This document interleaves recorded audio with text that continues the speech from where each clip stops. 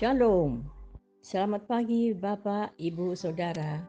Terima kasih telah bergabung bersama kami dalam renungan harian Jemaat GKJ Bandung. Bersama kita akan mendengarkan firman Tuhan dan merenungkannya.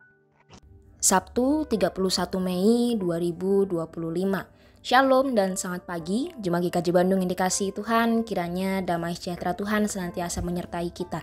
Marilah kita mulai segala kegiatan kita hari ini dalam pengenalan akan firman Tuhan. Namun sebelumnya mari kita berdoa.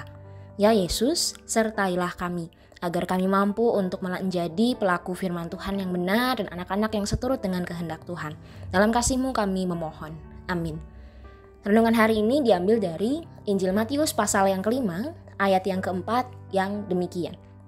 Berbahagialah orang yang berduka cita, karena mereka akan dihibur. Renungan pada hari ini diberi judul Kehadiran yang Menghiburkan. Jemaat dikasihi Tuhan, pada hari Rabu sekitar jam 23.42 saya ditelepon oleh mama saya. Sebuah telepon yang sangat tidak ingin saya terima karena saya tahu apa kabar yang hendak disampaikan melalui telepon itu. Beberapa hari yang lalu, kakak dari mama saya, yaitu bude saya, berpulang ke rumah bapak. Dalam masa memulihkan rasa duka ini, saya teringat akan firman Tuhan yang menjadi dasar renungan kita hari ini. Salah satu ucapan bahagia yang disampaikan Tuhan Yesus kepada kita adalah, berbahagialah mereka yang berduka cita karena mereka akan dihibur.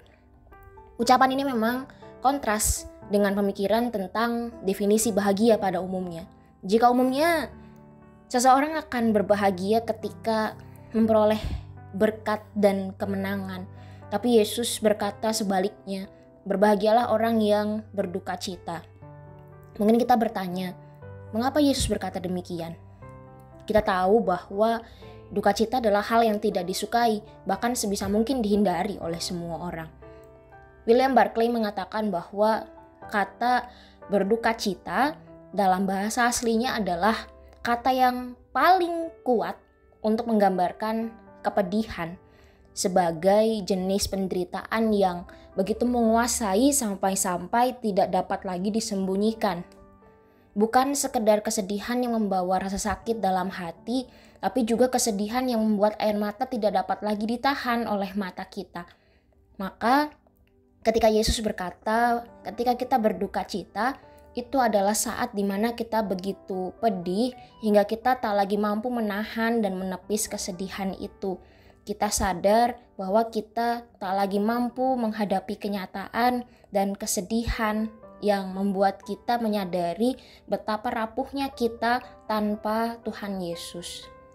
Dan duka cita menjadi media yang Tuhan juga pakai untuk kita mendapatkan berkatnya yang paling besar, yaitu kehadirannya. Kesedihan menjadi titik terendah kita, sekaligus juga menjadi saat di mana kita diberkati secara luar biasa melalui penghiburan yang dari Tuhan sendiri. Mungkin saat ini ada hal yang begitu memilukan hati sampai kita tidak lagi mampu menyembunyikan dan menahannya. Mungkin kita mencari begitu banyak pelarian untuk menghibur jiwa kita. Kita jalan-jalan, kita melakukan apa saja yang kita anggap bisa membawa sukacita dalam hati. Wajar ketika sesekali dalam proses pemulihan ini kita melakukannya. Tapi kita harus ingat bahwa semua yang kita lakukan itu hanya membawa sukacita yang sementara. Satu hal yang pasti, kita memiliki Tuhan yang adalah Sang Penghibur yang abadi. Saat tak seorang pun bisa memahami duka cita kita, di titik terendah itulah kita perlu datang kepada Tuhan Yesus untuk mendapatkan jamahan kasih-Nya yang akan memulihkan hidup kita. Mari kita berdoa. Tuhan, kami membawa segala kepedihan dan duka cita kami dalam tangan Tuhan, karena kami yakin Tuhan yang hiburkan, dan melalui kehadiran-Mu kami sungguh-sungguh ditolong untuk menjalani kehidupan yang Tuhan anugerahkan ini. Terima kasih ya Tuhan. Amin.